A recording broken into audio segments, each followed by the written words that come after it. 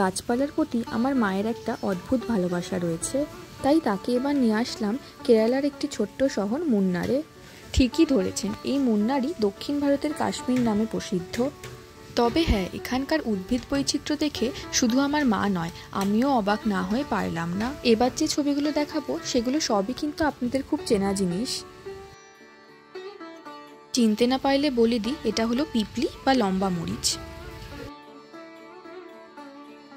এটি আমাদের সকলের চেনা গোলমরিচ।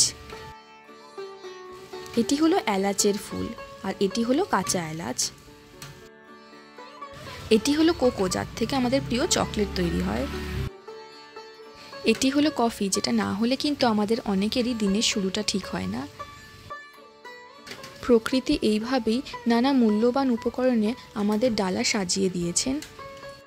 আমাদেরও কি উচিত নয় প্রকৃতিকে তার ন্যায্য সম্মান ফিরিয়ে দেওয়া?